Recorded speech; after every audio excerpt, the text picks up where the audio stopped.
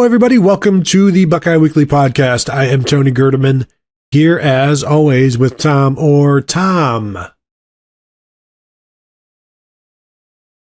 how's it going? Oh, Tony, I want to start today's show with a bold prediction. Today's show will be less contentious than yesterday's show. 3 points. I, however, make no such promises. I am always ready for some contention, especially with Tom, and especially with Kevin. But Kevin is not here, so Tom, I'll just be contentious with you. Or we cannot. That's up to you. I think it's really up to the listener, so I guess let us know in the comments if you like it, if we're contentious. We kind of went through sort of indirectly our score predictions. I think we're probably largely in the same neighborhood on this game. So, yeah, we probably will not be too contentious on this one, but, we'll see.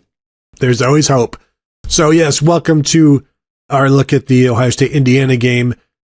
3:30 CBS Saturday. You probably know that already. Tom, it is a little disappointing a tiny bit disappointing that we will be covering the game and not getting to witness the opening of the CBS broadcast of CBS Music and Big Ten football. I need to set the DVR before we head off to Bloomington, but there is a little bit of me that is looking forward to that, and the fact that, it's okay that we're missing it, but it's something for everybody else to look forward to. Just the best music in the game, and now the best conference, Tom, in all of football.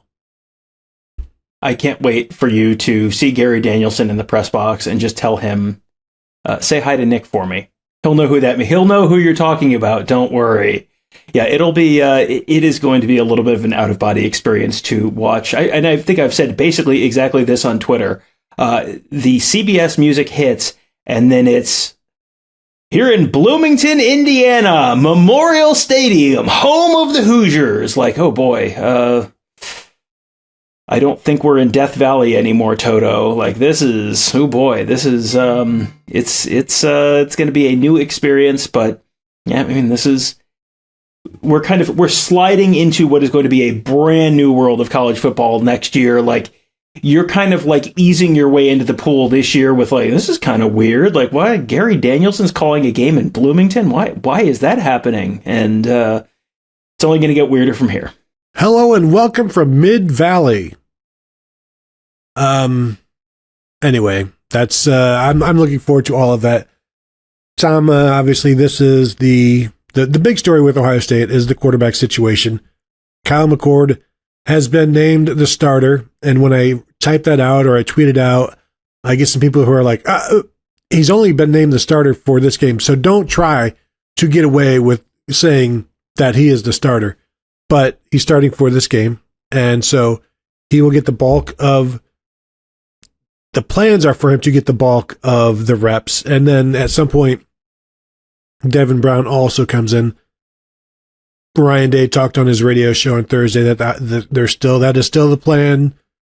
I'm wondering how quickly, obviously, Devin Brown comes in, but I'm looking forward to seeing both of these guys. As I've said for years, the best thing about college football is the turnover of players and all of the new faces and the new stars. And I think it's really interesting and fun that the most important position in sports, Ohio State fans are going to get to see two different guys go out there and show what they can do.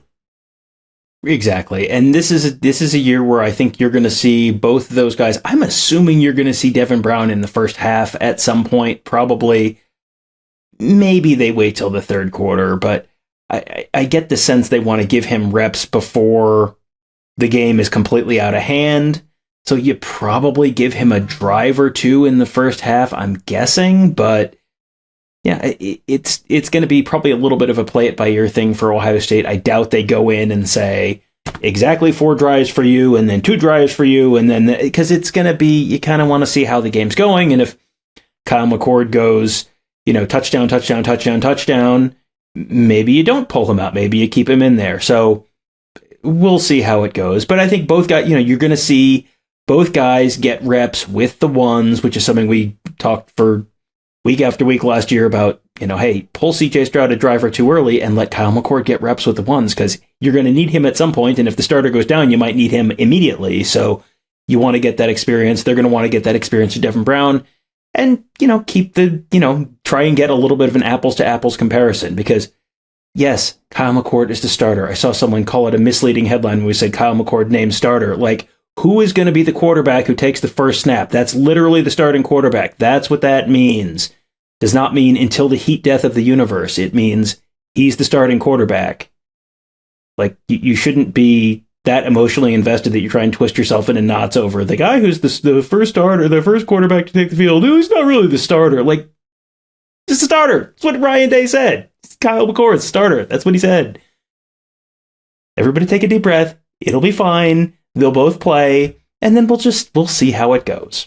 Yeah, it'll shake out on the field, and then everybody will know, and there won't be any more mystery or anything like that. And with Kyle McCord and Devin Brown, I think you'll get to see that while there are some differences, there are a whole bunch more similarities. So you can run the offense with either guy because it is the Ohio State offense, and they'll maneuver things to their skill sets, but you can do both things, all things with both guys. Like, this is not Braxton Miller and Joe Bauserman. These are two guys that are very similar. So you do what you normally do. And I get this. On one hand, I think you rely on the run to ease the quarterbacks into it. But Ryan Day is an aggressive guy who has complete faith in his quarterback. So on one hand, I'm like, yeah, you ease into it with the running game and you throw the play action. But remember that Oregon game? They threw the ball all over the place. And of course, he's regretted that. But it gives you an idea of the aggression that they will go through in the air. And when you have these receivers, why wouldn't you? So how are you expecting Ohio State to open up with the offense? Well, I talked to Ross Fulton about that on Friday's morning show, and I think Ross had it exactly right. You set it up and you give Kyle McCord an easy throw, just get a completion under his belt, and then you get kind of chases some of the butterflies away. So you throw a swing pass to the running back, you throw a quick bubble to one of the wide receivers, whatever it is. I don't think you're going 60 yards downfield on the first play. Get an easy one. Get that out of the way. Okay, now you've got a completion, and now you can do, now you can do a little bit more. But I think it's maybe a little bit telling that, number one, we've heard Ryan Day on a bunch of occasions say, yeah, I think I threw the ball a little too much. I think, maybe we didn't run the ball enough. We got to try and get a little more balance in that direction. I don't ever remember Ryan Day saying, we ran the ball too much. I forgot to throw. He's a former quarterback. He's a former quarterback coach. Like, he doesn't forget to throw. So I do not think that it's going to be ground and pound. I don't think he's going to be Chuck Knox or anything like that. And, it's the ground Chuck offense all of a sudden. Like, no, that's not. He is still Ryan Day. He's still going to throw the ball. I think the other data point that's worth mentioning here is when Tom Allen, Indiana's coach, was asked earlier in the week, hey, what do you feel good about? What do you feel, what are you maybe a little bit concerned about? He talked about his defensive line, was maybe the thing he was feeling good about. And he said, well, but we've got a real young secondary, got a lot of new faces in the secondary. And it was like, even if you knew nothing about Indiana football and you heard that going into a game where you have to face Marvin Harrison and Nemeka Ibuku and Julian Fleming and Cade Stover and everyone else, like, oh boy, that there might be some opportunities in the passing game. And I don't think Ryan Day is going to pass up the opportunity. He may start a little bit slow, a little bit conservative, just to sort of ease his way in. But I think you're going to see some, I don't think you're going to see, run on first down, run on second down a whole ton. I think the reason to establish the run is so that the defensive backs will come up and then you just go over the top with the play action. I do expect them to attack the secondary. Why wouldn't you with these receivers? But also, you want to make it as easy as possible. You want it to be a one-on-one situation. You don't want any safeties waiting back there. So you establish a little bit of the run, which they should be able to do. And yeah, Tom Allen likes his defensive line. They've got some transfers in there. We'll see how they all gel. The Ohio State offensive line has been the biggest area of concern. But it seems like it's been a while since it has been the biggest area of concern with this team, which is strange because, again, it's still unproven. But I don't know, when did things turn with this offensive line? Was it maybe even the first or second week of fall practice? Like everybody was like, things are going really well. This is, these guys are doing well. Everybody's finding their home. And really, once the move was made with Josh Simmons to left tackle, which I think was probably around the third practice, that first line was set. And so they'll have like 20 plus practices together, essentially. And so, and even as Travion Henderson told me this week, the line came to camp gelled because they spent so much time in the offseason working together. Because I asked him, did you see the line get better as camp went on? And he said, no, they were good from the outset. And I could say this another way. No, they didn't get better during camp. That's not what happened. It's just as you are the running back looking for holes, did they get bigger or anything like that throughout camp? So they were outstanding from the outset. And it's because of the time they put into the offseason. And it's also because of something that Ryan Day talked about with all these guys that they went to the transfer portal for. They were cultural fits. They did their vetting. They vetted these guys big time. And they walked away from some guys that didn't pass that process. And by being so choosy, I think that also plays into, you've got Josh Simmons as your left tackle. You've got Victor Cutler as a backup center. But both of these guys fall into the culture, fall into the system. And for Simmons, I don't think anybody has ever picked things up quicker than he has, assuming he's actually picked them up. Yeah, and I think if you're looking at reasons to feel confident, the fact that it has stayed pretty consistent throughout fall camp, where they made the move after practice 3 or practice 4, whatever it was, and then you never really heard about a shuffle after that. They kind of talked about, well, this guy's, maybe making a little, Victor Cutler's making a little bit of a push at center, okay. But you never heard Victor Cutler has passed Carson Hinsman. Carson Hinsman has lost the center job, or, Josh Fryer has lost the right tackle job to Luke Montgomery, or Josh Simmons, oh boy, he's really neck and neck with Taker Shabola. It was just, they made the shuffle, they made the change, and then it was fine. And this is not the first time they've made a shuffle during fall camp. 2021, when they went to that 4 tackle alignment, that was a shuffle they made in probably the second week of fall camp. And then you didn't really hear any, and then it was just like they made the change, and then that was it. Well, there wasn't further shuffling, and that line was not incredible, but that line was fine. This year's line doesn't have to be the single greatest line in the history of the world. It just has to be fine. It needs to be solid. And I think this year's line is probably on track to be solid, and we'll see. We're all kind of taking this on faith right now, based on what we're seeing and based on, not just what they're saying, but what they're doing. You can usually tell, you can get the happy talk, and if they're still shuffling guys around and mixing and matching, that tells you that the happy talk is a bunch of nonsense. It's been a consistent line for the last couple weeks, so they're comfortable enough with the line that they haven't felt the need to shuffle it. So I think that in and of itself is probably encouraging. The other side of the ball, the Ohio State defense, we talked to Mike Hall this past week, and a guy who I know people were concerned that he was down to 275 at one point. Don't worry, he's back up to 283. It was just losing weight during camp. So he's back up to still a very light nose tackle at this point in college football, but is not your typical nose tackle. And he'll play nose. He'll play 3 tech along with Tyleik Williams, Ty Hamilton. We'll see who else can get in there. Tywan Malone probably in that rotation. It is interesting how Jim Knowles this week said they don't want anybody to get a bunch of snaps on the defensive line. They want to rotate. However, talking to Ryan Day on Thursday, he said they want they want Mike Hall and Jack Sawyer and JT Tuimoloau to get a lion's share of the snaps. So I asked Ryan, so what is a lion's share? And he's like, well, and I was asking specifically about Mike Hall. He's like, well, these guys are juniors now. They need to be out there. They can't play a series and then sit a series.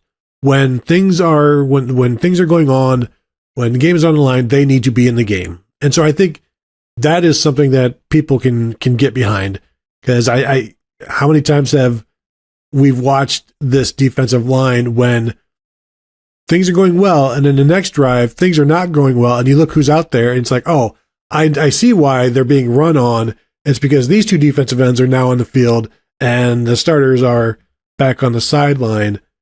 And I just think as many snaps as Mike Hall can handle, whatever that is, in a game, if we're talking 65 plays a game now, maybe this season, he'll be out there for more than half of those, you would think. I would take the phrase a lion's share to mean more than half, but if it's 60 snaps on defense and the score is 42-0 at halftime, he's probably not getting any snaps after halftime. So, and I'm not expecting 42-0 at halftime this week, but you're going to see, I think he's going to play, Youngstown State, for example, next week.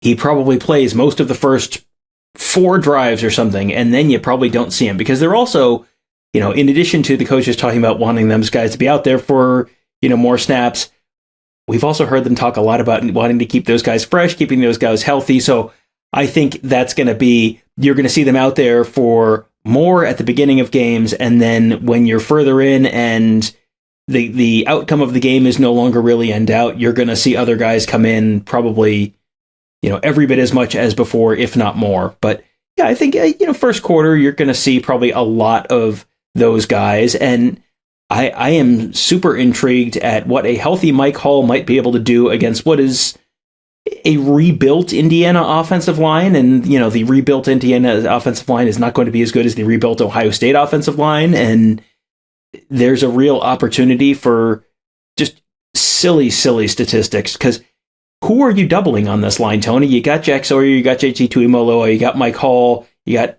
Ty Hamilton or Tyleik Williams, you got Tywan Malone in there. I mean, Kenyatta Jackson whenever he's in. You can't double them all, or you're, or you've only got a 2-man route. So someone's going to be single covered. And with how Mike Hall has sort of flashed in the past, we didn't really get to see it last year. It feels like, okay, maybe we'll finally get to see it this year, because I'm assuming JT Tuimoloau is going to get a lot of attention, and so someone else on that defensive line is going to be singled. I really think Mike Hall could be in for an All-American type of season, because he is so quick and fast and disruptive, and just not your typical defensive tackle. And it's going to cause issues all over the place. He may, just his presence will lead to some scrambles that will be a quarterback will scramble into the arms of Jack Sawyer or JT Tuimoloau. I'm going to be fascinated to watch Sonny Styles, to see how he is utilized, because, playing that nickel, he's going to be, he can be close to the line of scrimmage if need be, which means he could also be a pass rusher at that point, a blitzer. And I know Jim Knowles is going to have to balance being as aggressive as he likes with not being more aggressive than you need to be. But when you have Sonny Styles there, and maybe this is something that you can do against redshirt freshman quarterbacks, which is what they will be facing this week, and you force the action that way, and believe in your deep safeties that whoever is, Jihad Carter at that free safety can handle the guy that Sonny Styles is leaving so that he can go blitz, because that's something that Jihad Carter has done in the past. He's played in the slot, he's played corner, he's played deep safety. He can match up with receivers, so maybe there's some things that will happen there. I'm just fascinated to watch Sonny from snap to snap to see where he is. I think that's going to be fun for people to watch. CJ Hicks, another one. You mentioned Kenyatta Jackson. There are a bunch of new guys, and maybe not a bunch, but there are some really intriguing new guys for people to watch on this defense. Absolutely. I think the starters are going to be very exciting to watch for probably about 2 quarters on Saturday. And then it's not quite the spring game where it's just, you'll never see anyone you've ever heard of before again, but you're going to see a lot of younger guys, and you're probably going to see a lot of younger guys get a bunch of run, and they will try and get guys who are from, playing in their home state they generally try and, they're generally cognizant of that. And so, Javonte Jean-Baptiste and Tyler Friday used to start when they went to Rutgers because, it's Rutgers, so who cares? So those guys get a start. I'm going to guess Indiana native Caden Curry is going to get plenty of opportunities to potentially make an impact in his home state. Kenyatta Jackson is one of those guys where I am so intrigued by Kenyatta Jackson because, I think most Ohio State fans are going, well, we haven't seen anything really since the spring game. We've seen a little bit this fall, and the Kenyatta Jackson that we've seen has been intriguing, but the Kenyatta Jackson we've heard about has been incredibly intriguing. So I'm really, really interested to see what he looks like and can he make an immediate impact. And, maybe most interesting to me is when do we see Kenyatta Jackson? Is he in there in the second drive at some point? Or is he, is there enough of a gap where, okay, you're going to see Caden Curry and Kenyatta Jackson, but it's going to be 28-3 before you see them? Yeah, I'm right there with you. Is this a real defensive end rotation like it was with Nick Bosa, Tyquan Lewis, Sam Hubbard, and Jalen Holmes? Where any four of those guys could be there at any time. Has Kenyatta Jackson reached that point? Has Caden Curry reached that point where the game is this is just the rotation now, and Sawyer and Tui Moloau may get 60% of the snaps, but at any point you can see Kenyatta Jackson or Caden Curry out there. I think that will be an interesting thing, and if it's true for this game, it doesn't necessarily mean it's going to be true for Notre Dame. But if it's true for this game and true for the next and true for the next, then there's a pretty good chance. If it's not true for this game, I don't know how true it could be for the Notre Dame game, but that's a name. It's almost reached Dontre Wilson levels at this point, Kenyatta Jackson, as much as we've talked about him. But it's a guy that we've seen play in terms of practice. And as we always say, it's a guy that people will talk about without being asked about. And so those are the guys that your ears perk up when they say that. So there's a bunch of guys, and we did the bold prediction show, Tom, and you mentioned that a new Buckeye playing in their first game will have an interception. I forgot to say that the spring game counts as the first game. I don't know if you heard that. So this will eliminate Malik Hartford. I apologize. I wish we would have said something on that show. Yeah, Malik Hartford. Is Malik Hartford the Kenyatta Jackson of the secondary, or is he the Carnell Tate of the defense? I'm not sure exactly what the analogy is, but yeah, the deep safety spot is, earlier in the year, we talked about the offensive line is the biggest question mark on this year's Ohio State team, and it feels like they've sort of answered that question. We'll see if they've answered it with a period or an exclamation point, but feels like they've answered that question mark for now. So now the question mark is at that deep safety spot. They call it the adjuster. And it's either going to be Jihad Carter, or it's going to be Josh Proctor, or it's going to be Malik Hartford. And I think it would be very irresponsible to talk about a true freshman starting that game. I would be pretty surprised if he starts the first game. But they're also cognizant of the fact that it's pretty irresponsible to talk about a true freshman the way they're talking about a true freshman, and yet they're talking about him that way. And he's very much in that conversation, and Ryan Day's talking about him, and, it's like he and Carnell Tate and Luke Montgomery. Montgomery's not going to start, but he and Carnell Tate and Luke Montgomery on the offense and the defense, and then Arvell Reese on the special teams for the most part. Those are the four true freshmen who we keep hearing about. And when you're hearing about true freshmen and the head coach is openly talking about those guys before the first game, that's an okay. They are very, very cognizant of not wanting to put too much on guys. So if they feel that they can talk about them openly during the week of the first game, that really kind of tells you something. I think you're going to see, I think you're going to see Malik Hartford get snaps at that deep safety spot in the first half, because I think they want to see what they've got. I think you want to see, if Jihad Carter has not clearly won that position yet. And I think the assumption was that it was going to be Jihad Carter's position, and yet they're not still at the point where they've given him that position. So I think you're going to see Malik Hartford relatively early, and that's going to be really intriguing because he's a true freshman. He is going to make mistakes. That's what freshmen do. The old, what's the best thing about a freshman, Tony? becomes a sophomore. He becomes a sophomore next season. So, okay, he'll be a sophomore next season. But just the fact that he's out there and he's in that conversation right now, you have to grade a true freshman on a curve. Like, you have to. He is going to make mistakes. He is not a bust the first time something goes over his head. Like, it is going to happen. He is a true freshman. But the fact that and they know that, and yet the fact that they feel like the positives there are strong enough that it might, outweigh what is going to be a negative at some point because he is a freshman, that tells me that they really view the positives as significant.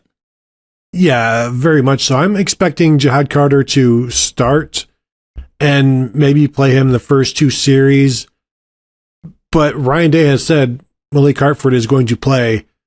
I will be interested to see if he plays in front of Josh Proctor, if Proctor is more of a situational guy and he comes in on third and whatever as whatever you want him to be. But that Malik Hartford is the actual number 2 free safety or 1B. And I'm just as we're interested to see when Kenyatta Jackson comes in, I'm interested to see if Malik Hartford comes in as just, now you're in on this series. You are the adjuster. You are the free safety on this series. Go call the defense, make your calls as you see fit. And as obviously as we tell you to, but this is a normal thing. Go play and we'll see how he responds.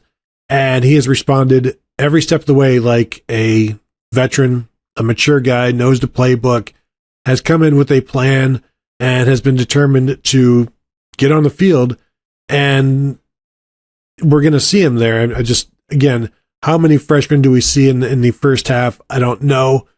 But don't be shocked when it's the 4 that we've mentioned. Although I don't know. I don't expect Luke Montgomery to be on the offensive line in the first half. That's just not something that happens. But the other guys, Carnell Tate, will we see him?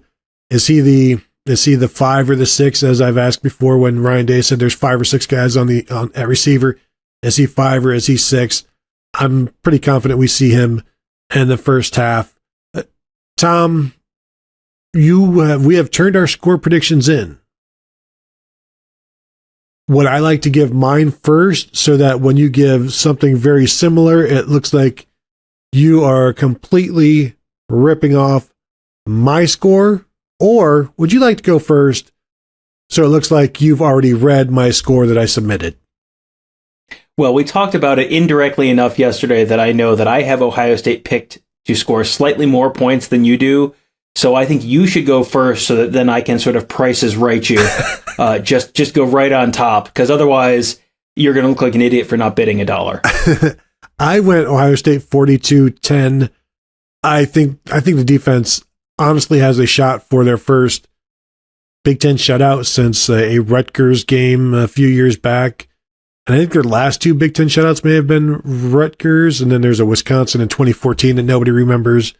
But I think there's a really good chance that this defense is as good as people are hoping it will be, at least this week. And part of that, yes, is probably because the Indiana offense is going to be questionable. They do have some guys. I'm interested to see. Taven Jackson is perhaps their starting quarterback.